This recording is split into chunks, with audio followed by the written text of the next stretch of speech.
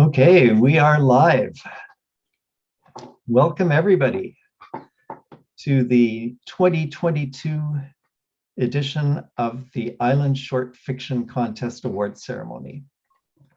The first thing I'd like to do is acknowledge with gratitude and respect that we are gathering on the traditional territory of the Coast Salish people, specifically the traditional territory of the Nanaimo First Nation.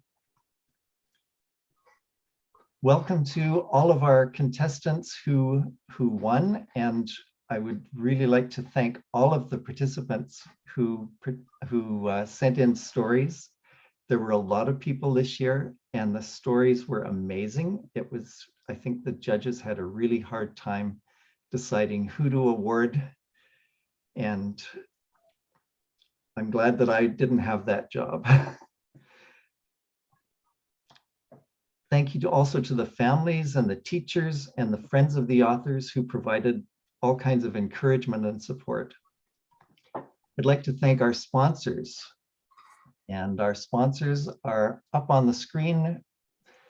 We were sponsored by Vancouver Island University, and that was the Department of Creative Writing and Journalism, and also by Portal Magazine, which is also a Vancouver Island University entity. The Vancouver Island Regional Library provided prizes and judges for us. And the city of Nanaimo gave us an awful lot of money towards the contest, which we are very grateful for, and they provide us lots of support as well. I'd also like to mention that Sonnet Labbé, who's the chair of the Department of Creative Writing and Journalism, was unable to join us today, but we thank her for her support as well. She helped us find the judge, Laure Baudot. Pardon my pronunciation, Laure Baudot. I will start off by introducing Joy Googler from the university. Joy is a professor in the Department of Media Studies and Creative Writing, Media Studies and Creative Writing and Journalism at VIU. She's also an editor extraordinaire and the force behind VIU's Portal Magazine, which is a nationally distributed 96-page full-color annual literary magazine featuring short fiction, poetry, creative nonfiction, scripts, industry features, book reviews, art, and photography from emerging writers. And I believe Joy wanted to say a few words about Portal Magazine. Joy? Well, thank you so much. It's a pleasure to be here among aspiring and established writers, and also to be thinking about your pasts and your futures. Hopefully, some of your futures may entwine with Portal. I brought the latest issue, so you can see the cover here. And it just came out last month. And as Sean said, it is available on newsstands across the country, as well as more locally here in Nanaimo.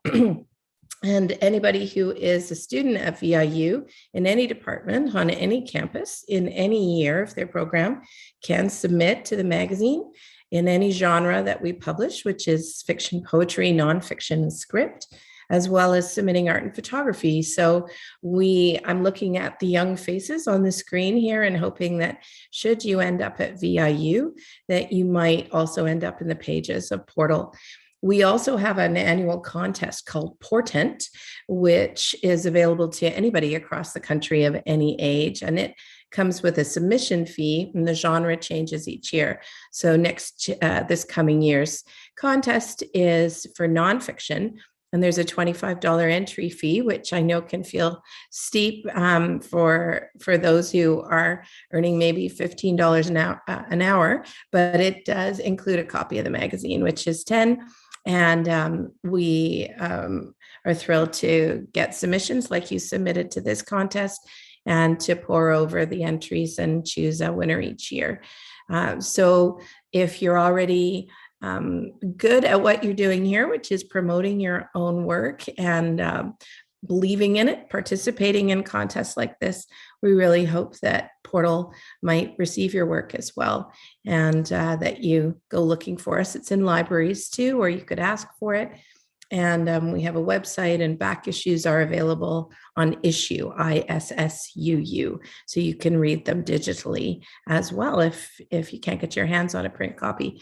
So I just wanted to say that we're thrilled to support this contest for the first time this year, and to work with Sean and the Nanaimo Arts Council and the other sponsors to celebrate new talent and to discover it myself. And I hope that if you pursue creative writing as a degree at some point in your futures, or perhaps you already are, then we'll come across your work either in Portal or other literary magazines, which I think are sort of the frontline workers of Canadian literary publishing. They're out there discovering a lot of great new talent that go on to publish books the way that Laure has, and others have, that you probably are reading in your classes and in your free time. And it's great to be part of that ecosystem.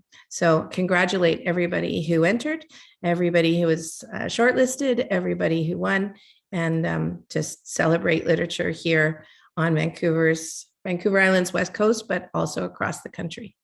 Thank you.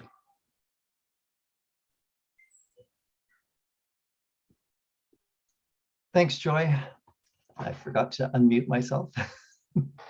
I hope this goes technically well. I'd also like to introduce Margot Federuk, who I will pin just briefly while I introduce her.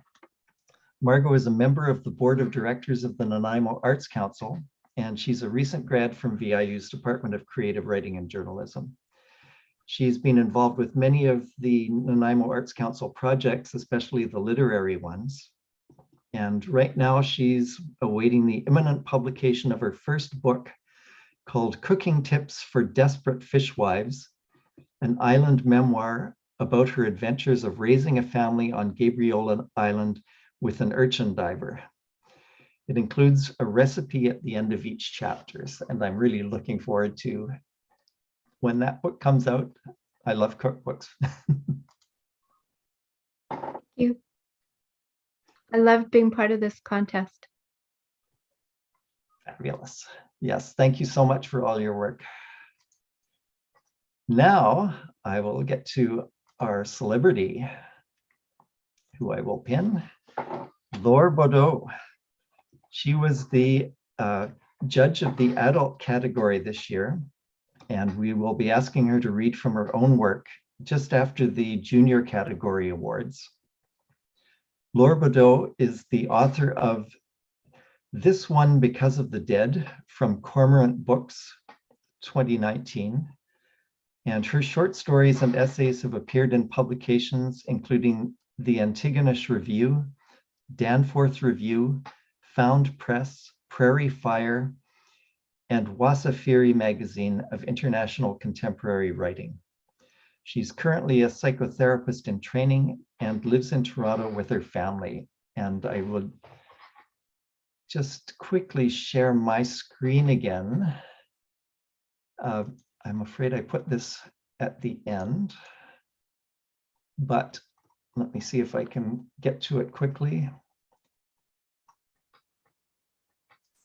Here is an image. Can everybody see that, or has it disappeared into something?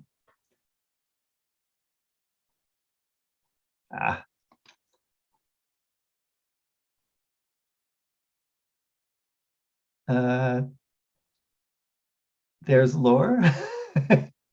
And here's an image of her book. And I wanted to say that the book is available from,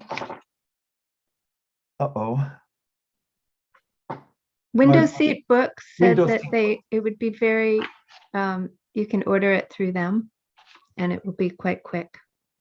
Fabulous. Thank you. So I will just stop sharing. I'm sorry, my screen keeps getting hidden. My buttons keep getting hidden by other things. Well, thank you, Laure. And I will be introducing you again shortly to introduce the readers and to do your reading. Thank you, Sean. Okay, now I have to share my screen again, and we will go on to the first category.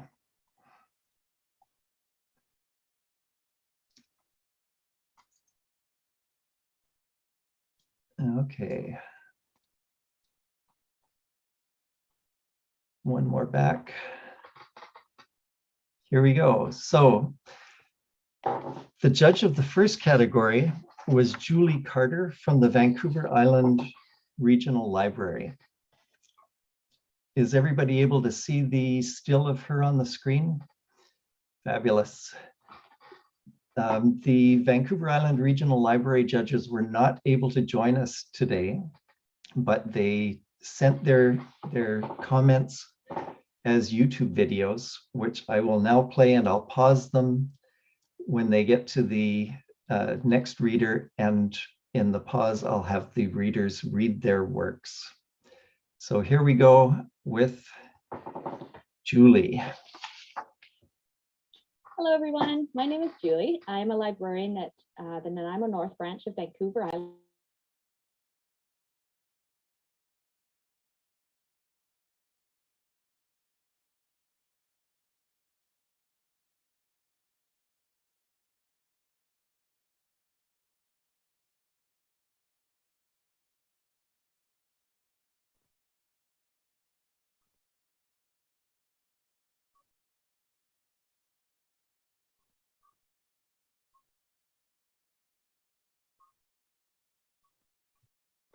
I can't hear it, Sean, either. So the sound isn't coming through, is that? It started. Okay, maybe that's because I muted. Shall I replay it from the beginning? I will. I'm sorry, I will not mute myself. Everybody give me a thumbs up if you can hear it. Hello, everyone. My name is Julie. I'm a librarian at the Nanaimo North Branch of Vancouver Island Regional Library, and I was the judge for the junior category this year. The junior category is for writers 12 years old and under, and I want to thank everybody who submitted a story this year. There were so many stories submitted. I read them all. They were all wonderful. It was really hard to pick who was going to get first, second, and third place. So I hope you all do keep writing and submit some more stories next year. But in terms of who won this year, we'll start with third place. So third place this year goes to Wyatt West for her story, Maggie and Ginger's Big Adventure. And this is a story about two horses and a cat. And what I loved about this story was the characters. Each of the characters felt like it was an individual to me, even though, you know, there was two horses, they had very distinctive personalities. We had Ginger the horse, who was bold and adventurous. And then we had Maggie, who was more nervous and tentative, but also smart and brave. And then when they went off on their adventure, I found the adventure really gripping. And I loved how it ended, that they made some new friends, and the final line from the cat in the story about what he had been missing in his life. I thought that was really, really well done too. So congratulations, Wyatt.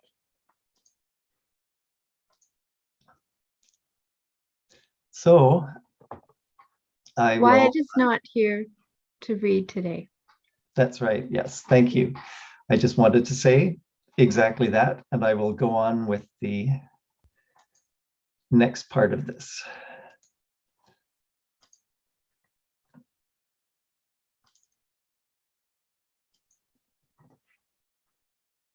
And second place in the junior category goes to Abby Bunnell for her story, With Me Always. This was a very poignant read. The story centers on a girl's love of the ocean and her grief over losing her father. And what really captured my attention in this story were the descriptions. I really felt like the setting came alive to me. I felt like I was right there beside the girl while she was stood on the beach. And then when she was walking home and going up the stairs and holding on to the rope railing, I felt like the rope was in my hand and scratching up my hand and such. It really, really did come alive. And then it also had a really emotional ending when it was revealed why the girl had such a strong connection to the ocean. So that really, really affected me too. So superb story, and congratulations, Abby.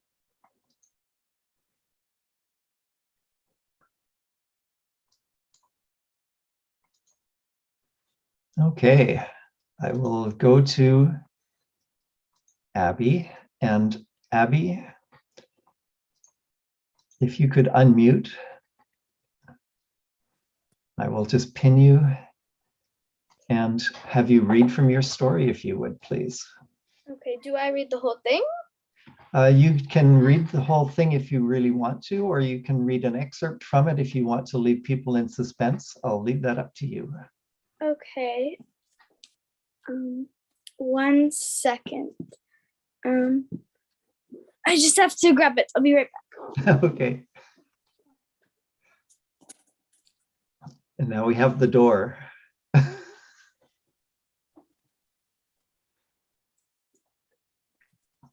Okay, sorry about that. So I'm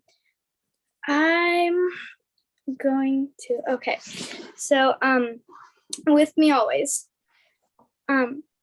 The ocean waves splashed around my ankles as I stood at the edge of the shoreline.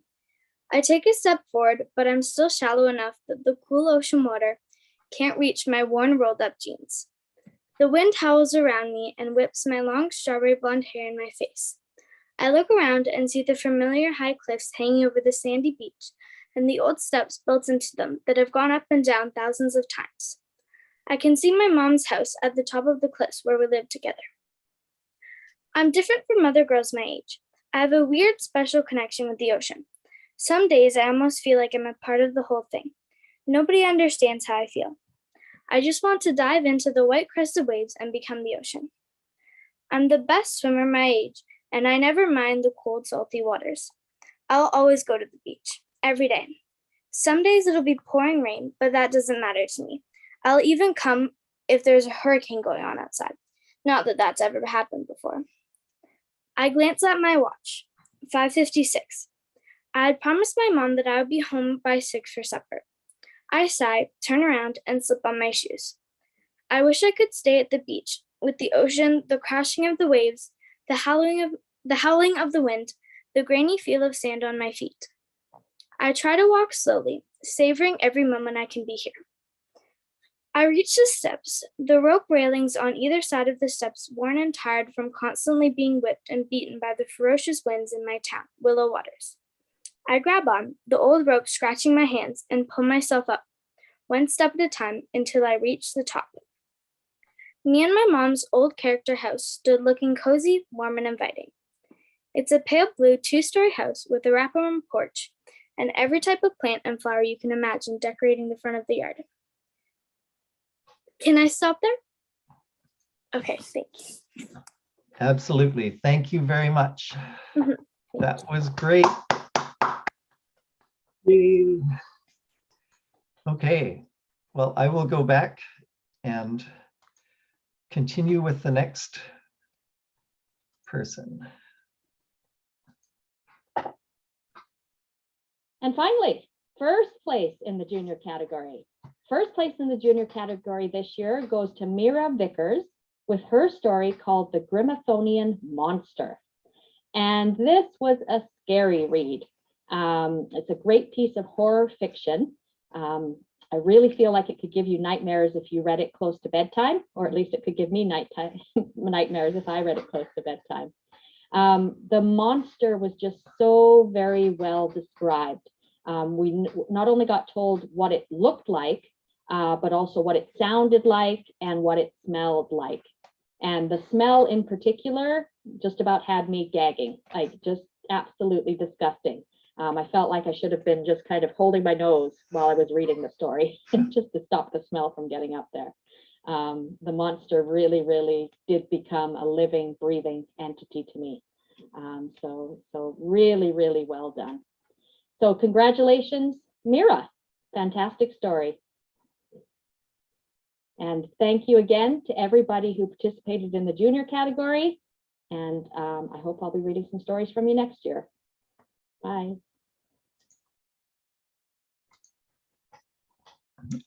Okay. Well, thank you to Julie Carter, and I will just switch to Mira. Yes. Okay, Mira. Thank you so much. I didn't think I would get first. I believe she forgot something. What it would taste like, I think, is the worst part. I'm going to read the entire thing, but it's quite short, like very. So, Okay. the Grimethonian monster. Do you know that feeling when you wake up at night, right after a nightmare, and feel like you're being watched? Do you know the feeling when your arm or leg falls off the bed and you feel like something or someone under the bed will grab it? What about when you see a sudden flash of darkness creeping up the wall? Nothing compares to the Grimethonian monster. The monster under your bed is terrified of it. The monster in your closet tells stories about how he saw the monster to the other ones in your room. No one has ever seen it, except me, and a couple lucky monsters. It lives in the land of nightmares and feeds off the frightening thoughts that children have. Whenever a child groans or cries in their sleep, it grows. Whenever a child dreams about their parents dying or their friend getting kidnapped, it grows. I am the only one who has ever been able to control my dreams far enough to bend reality and see the thing that lurks in the corners of our minds, in our nightmares. It is a tall, towering thing. After all, it does grow up nightmares. It has massive underbite, riddled with yellow, stained, slimy, giant fangs. The fangs go almost up to its eyes. Wait, why are there 5? That's right, 5 eyes. Since it is not prey, the eyes are on the front of its head, and despite having 5, it has terrible vision. It is covered from head to toe in dark, blue, gray, matted fur. The beast has long, curling horns, almost like a ram's horns, but 10 times as big. The horns don't do much, they just add to the effect of terror, so it really doesn't need much more fright power. I think we are done with how it looks. I already have goosebumps. It smells like a sardine was in a dog's mouth, and the sardine was spit out into a melting garbage pile in the summer sun. Gross? Yeah, it gets worse. The Grimethonian monster would probably eat the sardine. Actually, I think it did. I can still smell its breath since last seeing it. Let's move on to sound. I think I'm going to barf. It has a deep, booming voice. Its voice is so low you can hear it and feel it. When it does make that horrible low sound, it's almost like a clap of thunder.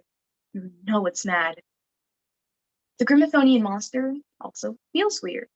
Its matted fur has never been combed or washed, so it feels starchy and rough.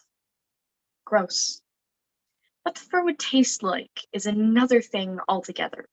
I can't actually taste it, and I would never want to, so I have to imagine. It would have the same texture as a raw, rotten egg with hair in it. It would taste like broccoli that has been repeatedly thrown up and eaten again. If you somehow killed the Grimethonian monster and wanted to eat its flesh, it would be okay, once you burned it into oblivion and did not eat it. The trick is to never meet the monster. It's fine if you catch a glimpse of the one under your bed. It's fine if you get a blurry picture of the monster in your closet. Just never try to find the ruler of nightmares, the Grimethonian monster.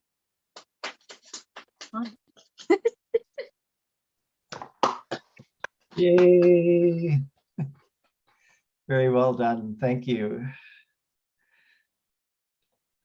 Now, how do I get back away from full screen here? Oh no. Escape. There we go. Gallery.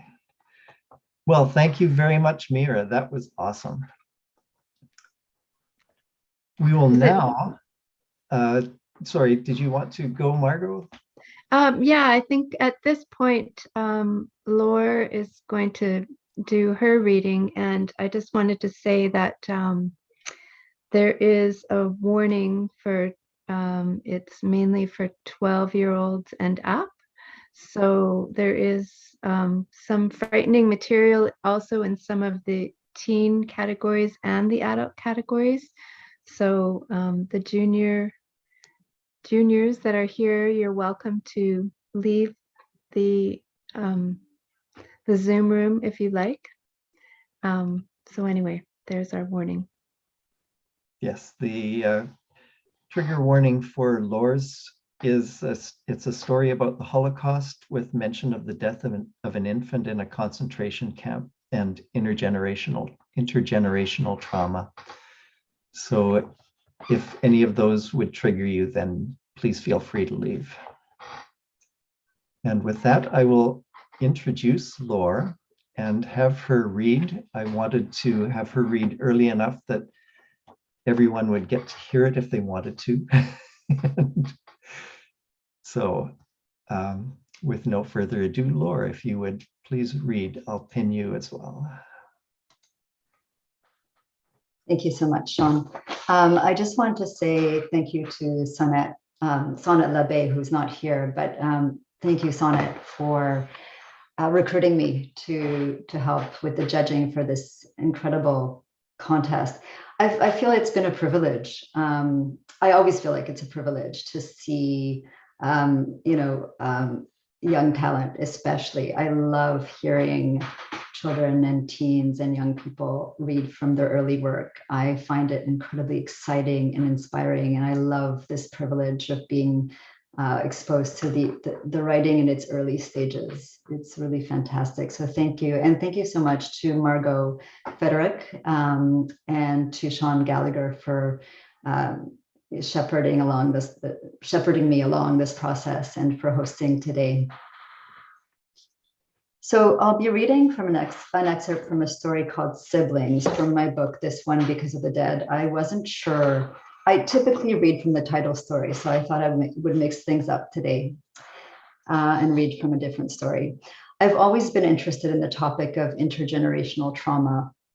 My French Catholic grandfather was a member of the French resistance who was imprisoned by the Nazis. And he always said to me, after the war, I became certain that there was no God. And that really stuck with me as a child. My mother's family is Ashkenazi Jewish with a history of pogroms, concentration camps, and immigration. This story is about an 11-year-old child, Sonia, and her relationship with her artist mother, Joy, whose sister died in a concentration camp. Sonia spends her summers with another family, the Remingtons, in their cottage on an island near Kingston. In the excerpt I'm reading, the children, V and Charles Remington and Sonia, are training for a swimathon around the island.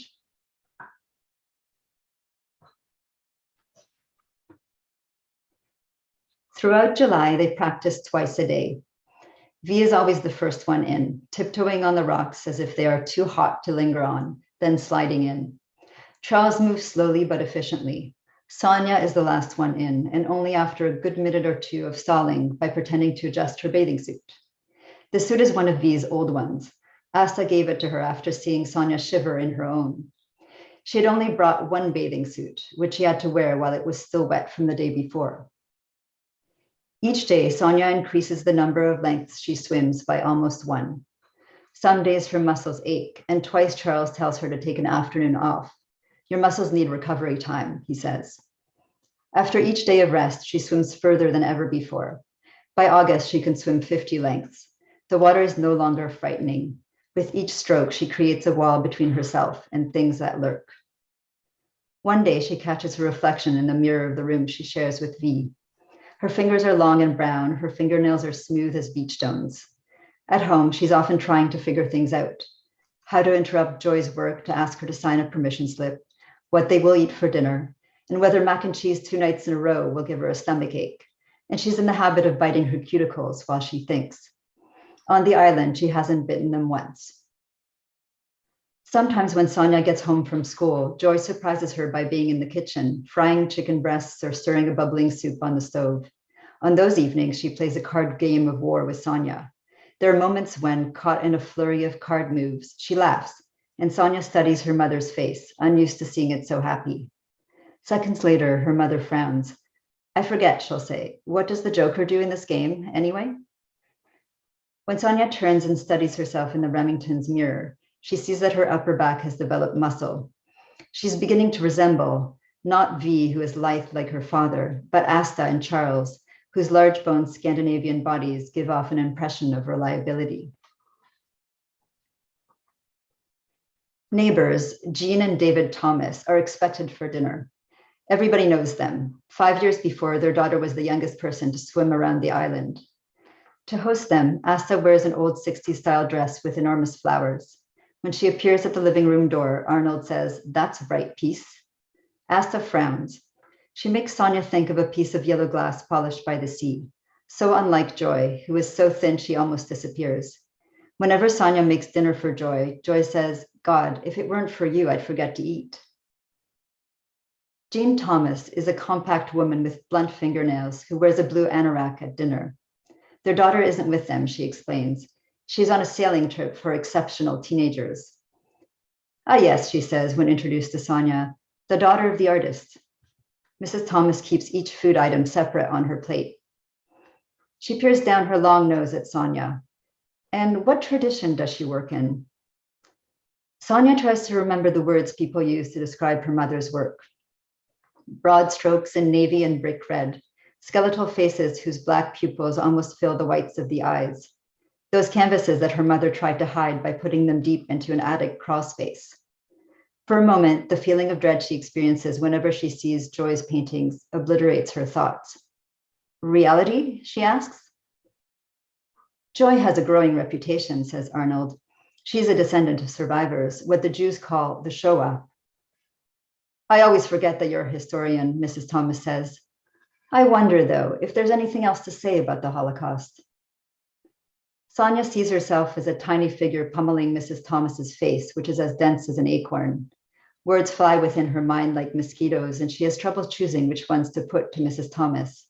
It's always like this, not finding the thing that fits, not being able to defend her mother when people say things about her. A resurgence, Arnold says. Spiegelman puts a spin on it. Cathartic, I would think. If someone is saying something more about it, then there's more to say, says Asta. Well, Mrs. Thomas picks up her fork and tidies pork chop bundles into her mouth. Sonia wants to hug Asta for being on her side. She also wants to hide from her, for she is ashamed of what Asta knows. Asta knows about Joy's big sister. But can she be called a sister when Joy never met her? When she died before Joy was born, even before Zadie was married to Bubby? Sonia turns this question over and over, even while she knows that this question isn't the important one. When she was little, her mother said, "You should know this. I won't do with you what my parents did to me."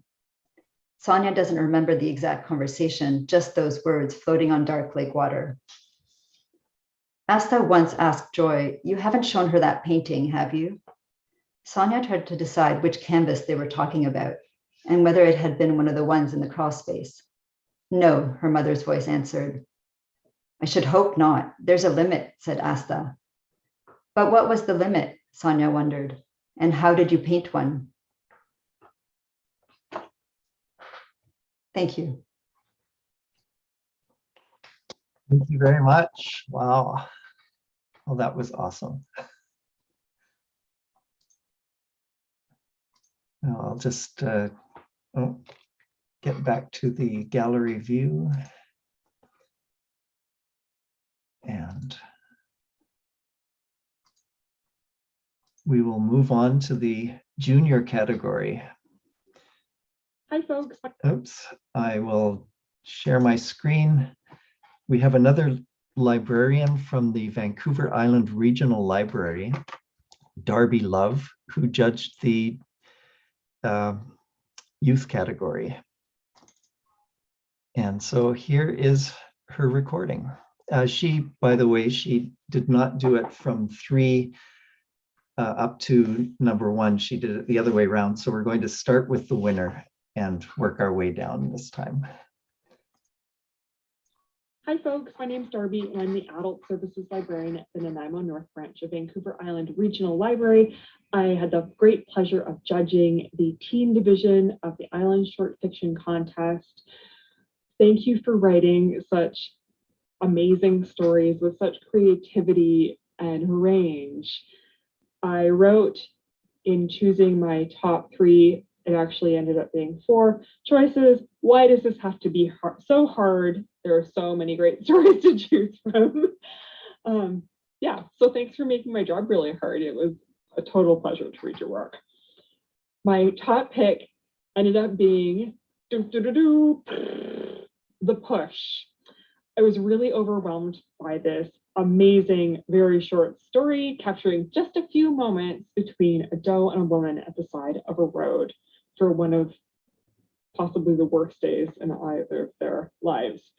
Really sophisticated and powerful use of languages and images, which made me think of a very fine writer named Stephen Graham Jones and his horror novel, The Only Good Indians.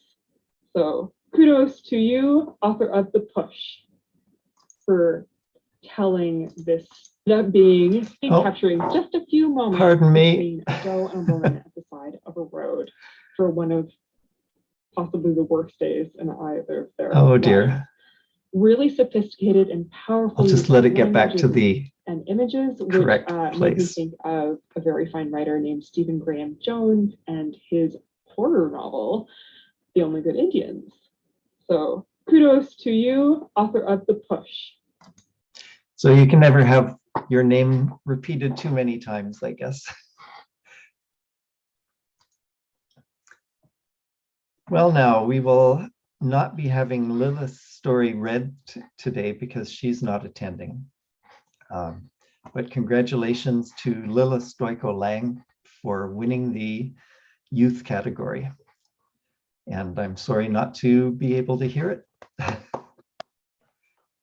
Just have to read it. We will now move on to the second story, and I'll try not to click in the right in the bar to change where the recording is this time. Number 2 was Servant of the Ants. There were definitely a lot of AI, what does it mean to be human kind of themes in some of your stories. And I'm going to tell you why I especially enjoyed Servant of the Ants. The journal structure was just perfect for telling this story. The dialogue in it really served the purpose of the author. It made it very relatable because, you know, you can see having these conversations with people, except that maybe you're not mostly a machine, hopefully. I was also both very bemused and slightly worried that Carter/SR0763 started working in the ship's library to pay off their debt, and he didn't love it. I have to say your character is wrong. It's a great job. But other than that, it was really great. The ending was perfect. It fit with the story's themes, just trailing off like that. Really, really tight concept. Way to go, author of Servant of the Ants. Number 3. Okay, well, congratulations to Alexander Cody, and I will just pin you, Alex. Will you be reading? I couldn't really pick an excerpt from my story just because of the journal format, and it's very dialogue heavy, so I'd rather people just read the whole thing, honestly. And I think it'll be published on the website, right? Yes, absolutely. They will all be on the website within a couple of days. Yeah, okay, so I won't be reading an excerpt from it today just because I just couldn't pick a part that I wanted to read most, so. Okay. Well, congratulations in any case. Yay. Well, I will now move on to 3. Darby doesn't give much time in between them. 3. Earthquake. I think about your story every time I stretch. I love the epic imagery that changed the way I thought about the earth and responsibility. Really well conceived and carried out down to that last sentence. Super memorable, great message. I like the moral ambiguity that you introduced, especially when things about climate and the earth are often very much about a negative cause. This was interesting because it pulled back and then it was like a neutral thing that had to happen and that wasn't a big fault-finding mission. I really enjoyed the way you looked at it, like almost like a god. That was really cool. So I picked a 4th one.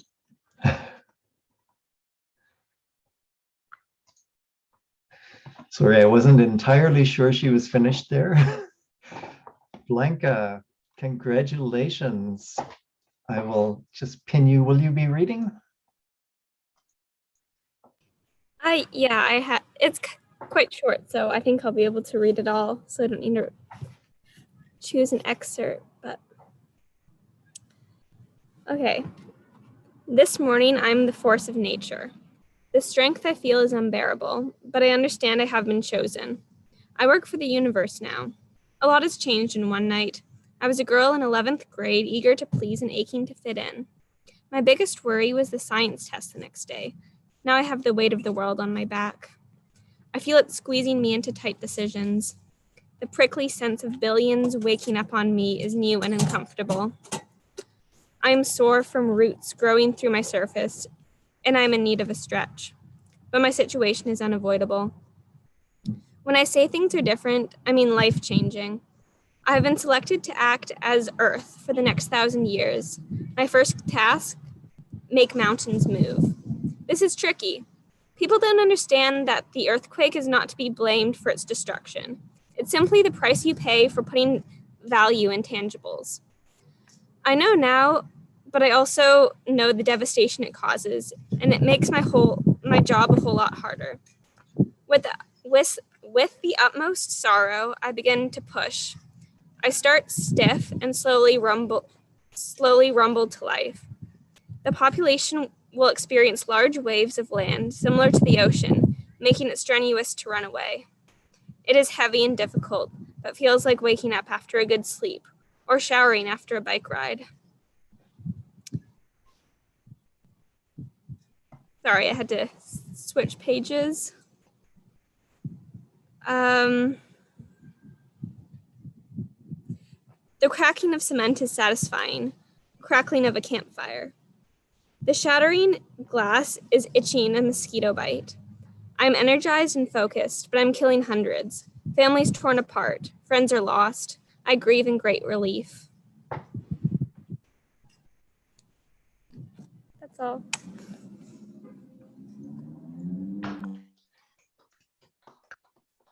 Very good. Thank you very, very much. That was awesome. Okay, well, I will switch back to Darby.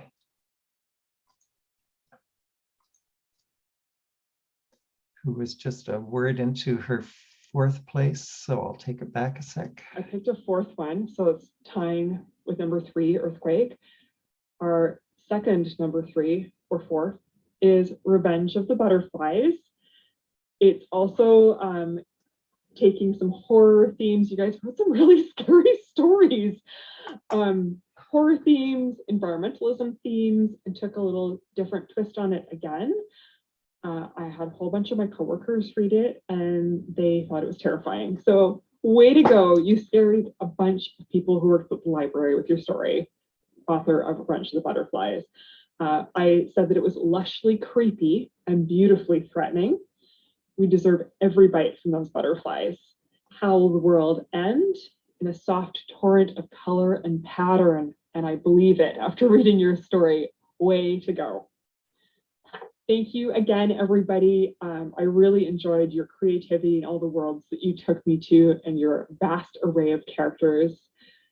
Keep writing and keep enjoying your creativity. I look forward to maybe reading these again next year.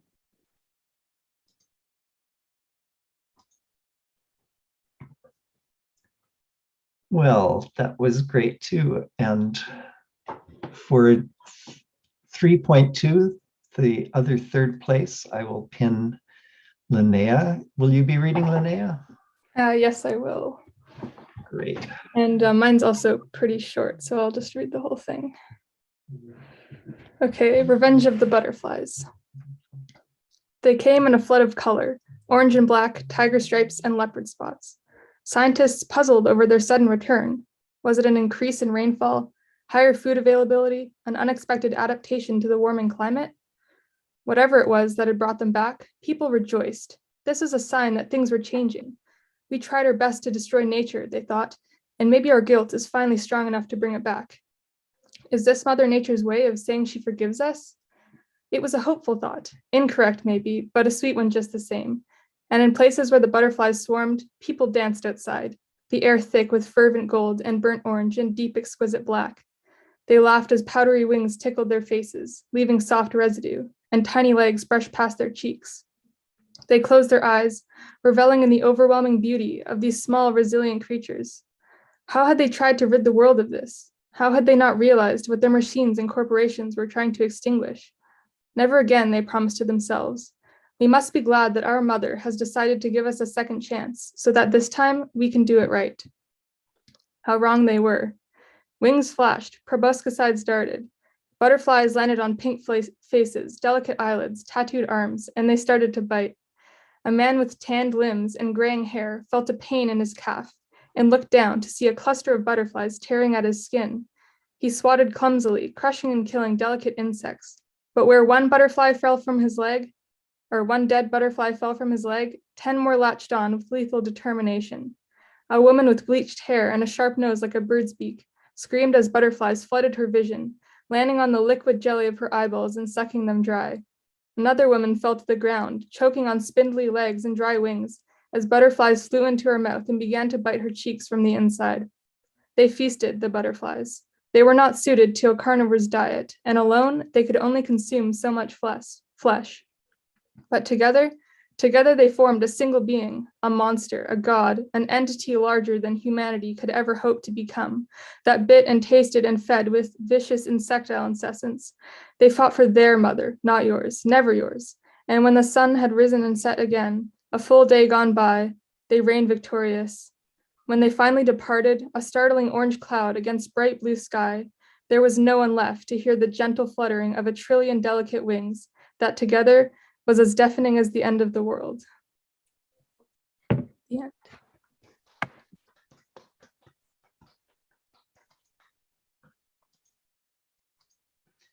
Well, thank you very, very much. That was really good too. Oh, what a great bunch of stories. Well, that does it for the junior or for the youth category. Now we are going to move on to the adult category. Again, just in case the junior or youth people would like to step out, they are welcome to do so. The one story in the adult category has fairly strong language and a little bit of violence. So I will ask Laure to introduce the winners of the adult category and to read her comments. And in between introducing each one, we will stop and have people read as well. Thank you, Sean. So these stories explore a wide variety of topics and are set in a range of landscapes, rural and urban, local and far-flung. Reading these pieces, I had the privilege of being drawn into 10 unique microcosms. To judge the entries, I used 6 categories: originality, character development, voice, plot, structure, and poetics. And for the younger people here, poetics is the way in which the former categories function to produce the work as a whole. I gave the stories a score out of 10 for each category. And then I put aside the stories for 24 hours and noticed which stories stayed with me. When all is said and done, judging is a matter of taste, and whether a story did not make it to my shortlist should not be taken as an indication of its merit. And I too really struggled with, I actually had thought of placing 2 stories in the 3rd and 4th. I didn't know that was allowed, so I should have just done it. But it was really challenging. There was so much rich material. So in 3rd place is The Gambler and the Thief. And please correct me if I mispronounce your name, by Thief Zan Hemphill. That's it. Yes, Yeah.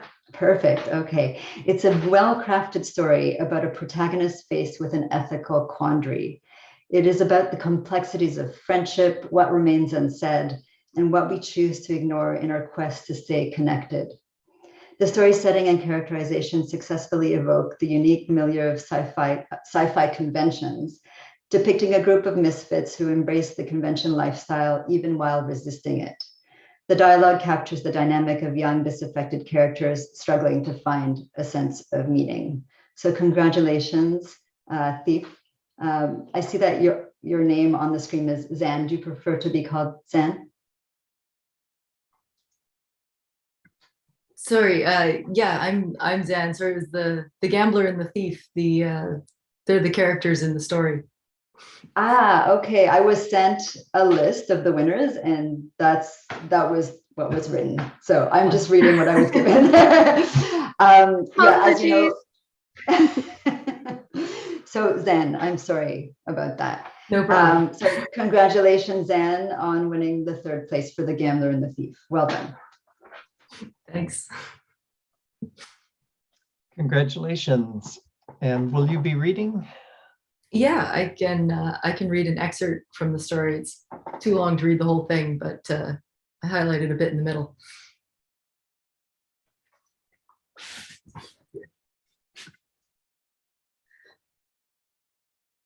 It had to be a pub, not a cafe. Shayna always wants a drink after these events. Once told me it helps rinse the uncoolness out of her mouth after all that talking to nerds.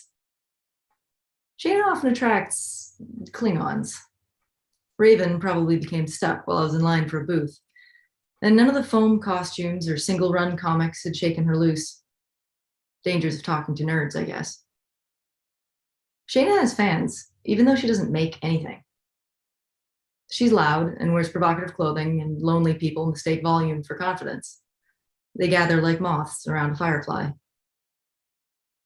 I think there's some Browns up on 5th Street, Raven suggested, only slightly out of breath. She had a sweet and pleasant voice, at odds with her studded boots and heavy makeup. Shayna ignored her.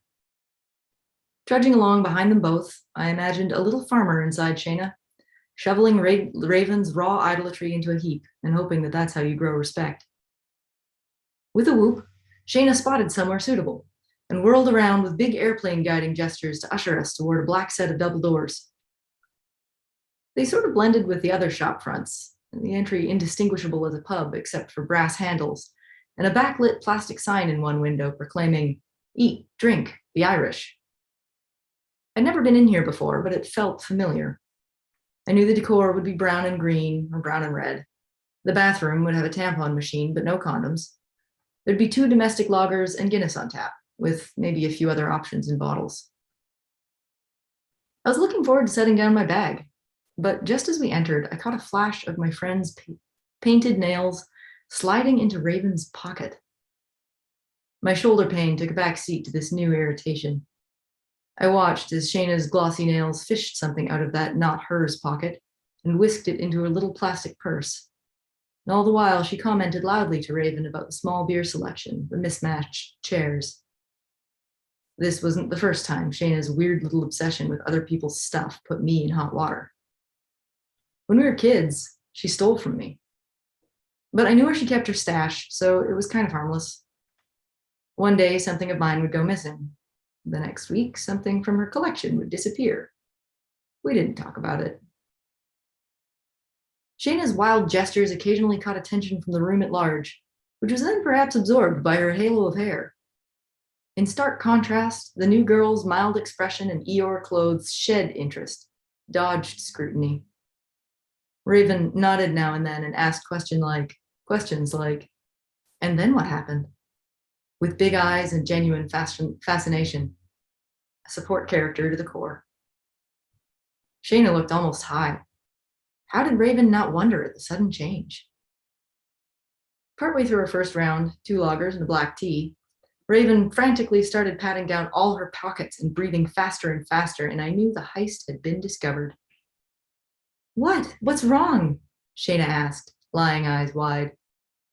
Still clutching at her clothes, Raven moaned, "The pendant my dad carved for me. I can't find it."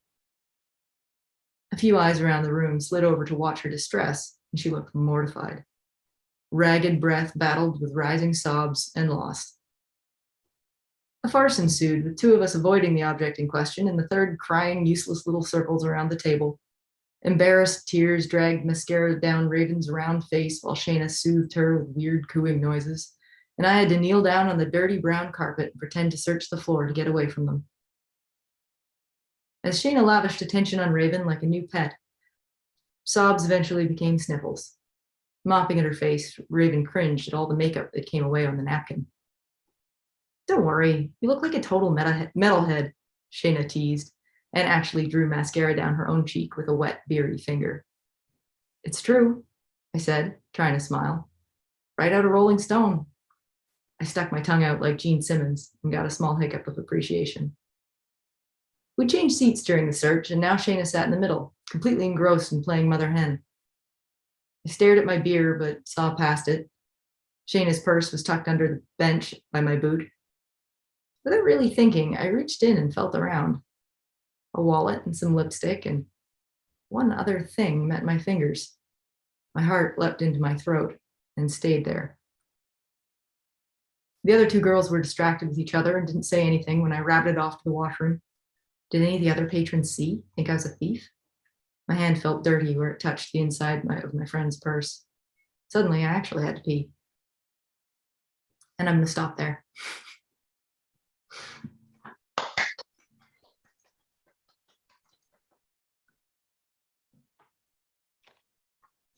Great, thank you very, very much. And we will go back to Laure. Congratulations, Zen, again. In second place is A Santa for Ginny by Charlie Welton. With its focus on domestic poverty and the small triumphs found in everyday life, the sharply crafted A Santa for Ginny evokes the American 20th century writer Grace Paley's short stories. The story evades the potential pitfalls of using a first-person child narrator, showcasing a voice that is at once believable and precocious, successfully managing to hold a reader's attention. The story could be depressing, but it's not, as at its core lies a fundamental optimism. Despite their difficult lot, the characters make the best of what they have. So congratulations, Charlie. Thank you. Well, congratulations. Will you be reading? I could read the first part of the story if that would be okay. That would be awesome. You might have to lean in a little bit. You're a little quiet. Okay, so the story is called A Santa for Jenny, and it's a little take on the yes, Virginia, there is a Santa Claus. So Jenny is short for Virginia. And the narrator, the person who's talking is Jenny's sister.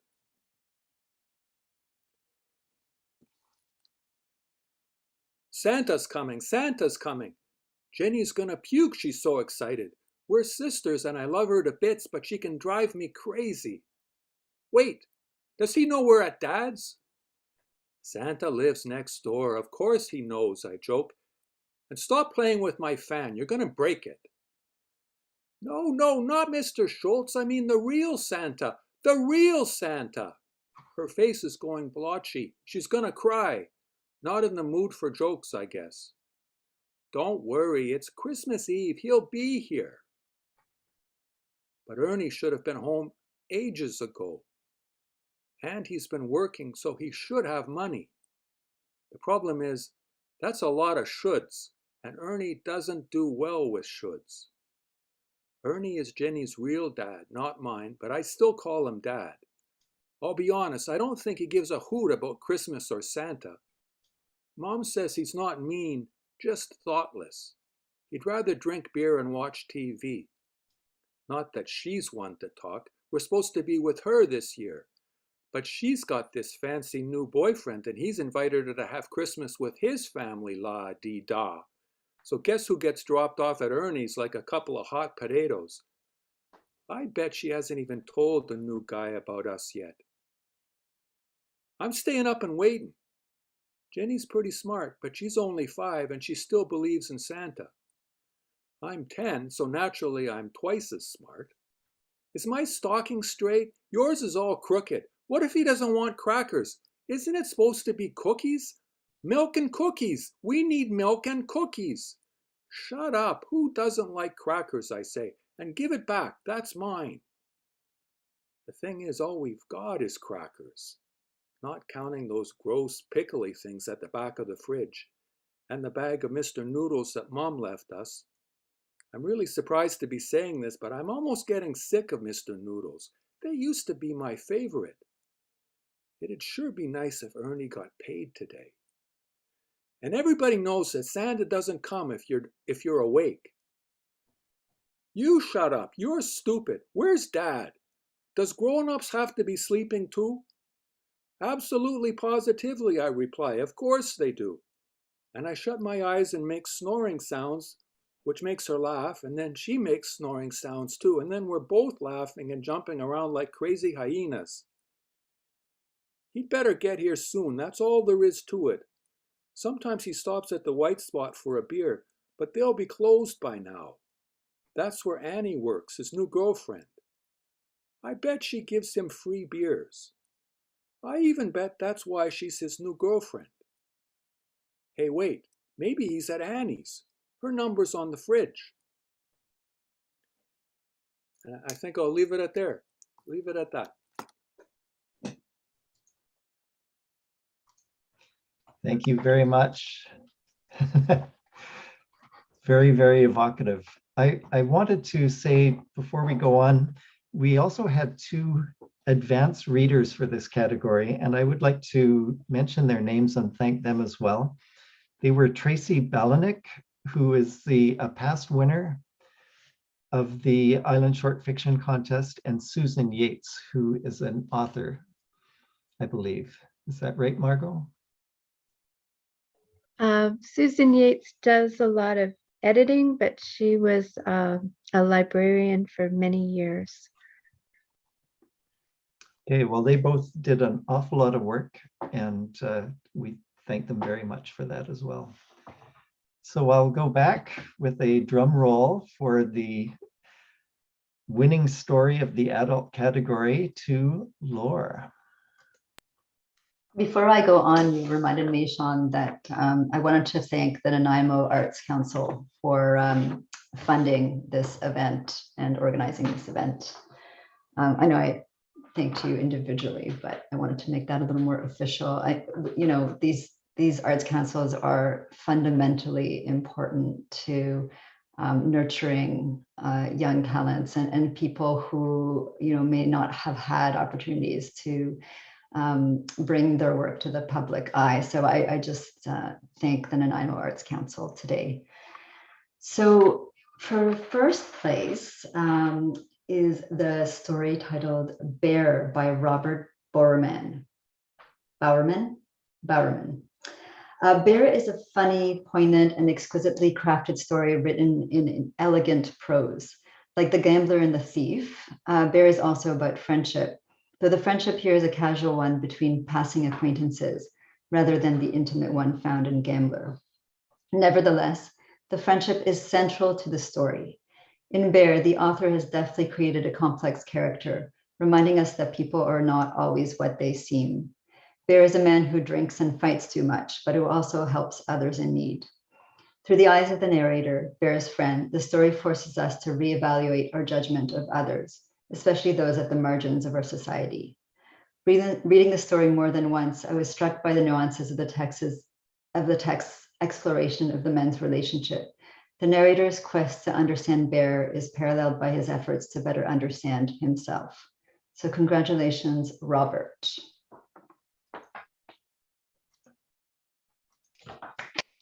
Yay. Congratulations, Robert. Robert was unable to join us today, but he did send a recording. And so I will just share my screen and go back to our slideshow and see if we can get Robert reading an excerpt from his story. Hi all, my name is Robert Bowerman and I'm going to read a part of my story, Bear. A big thank you to all who helped make this event possible and congratulations to all who participated. Bear. I probably knew him best of all. He was a big man, at least a foot taller than me, well over 6 feet, 250, all muscle. He had long blonde hair and an ugly scar that started at one ear and went way down to his chin. It looked like it might have been done by a knife. I never knew his real name. Everybody just called him Bear.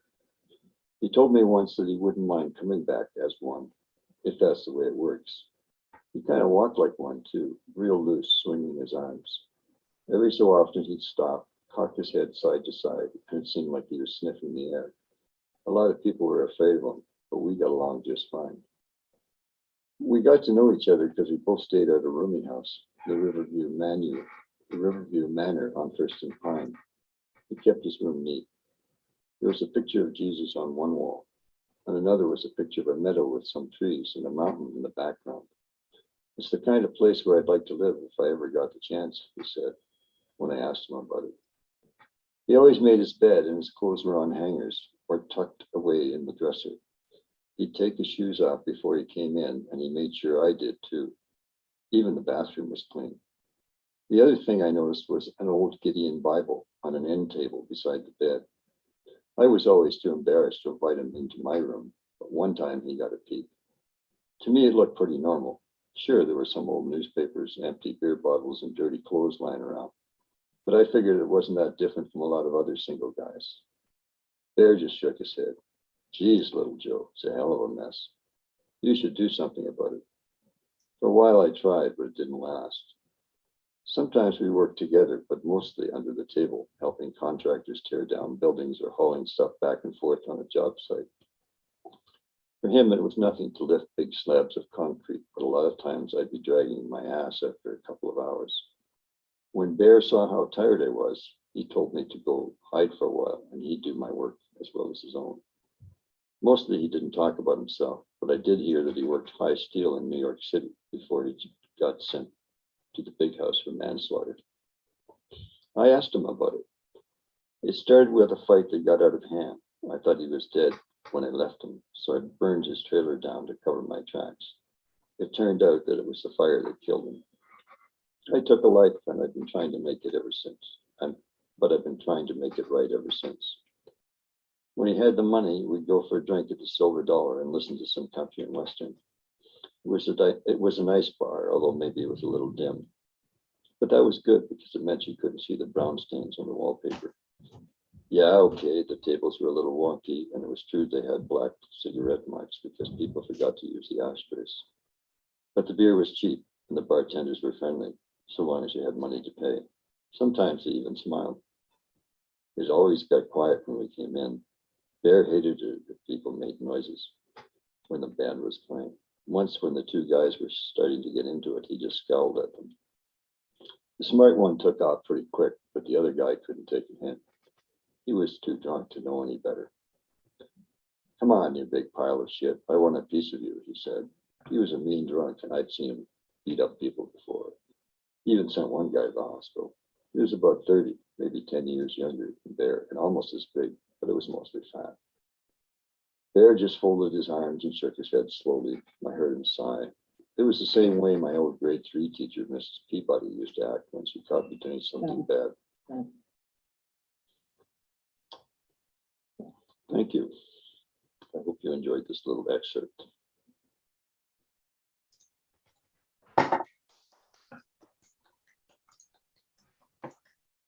Well, that was great to What a fabulous bunch of stories. Looks like we're down to 6 people, but it has been a really nice ceremony. Thank you, everybody who came and everybody who contributed. Thank you very much, Laure. Thanks, Joy and Margot and Zan and Charlie, who are all still here and stuck it out to the end. And with that, we will conclude our 2022 edition of the Island Short Fiction Contest. And thanks again to everybody who participated. Thank you, Sean. Thank you, Margot. Thank you, Joy.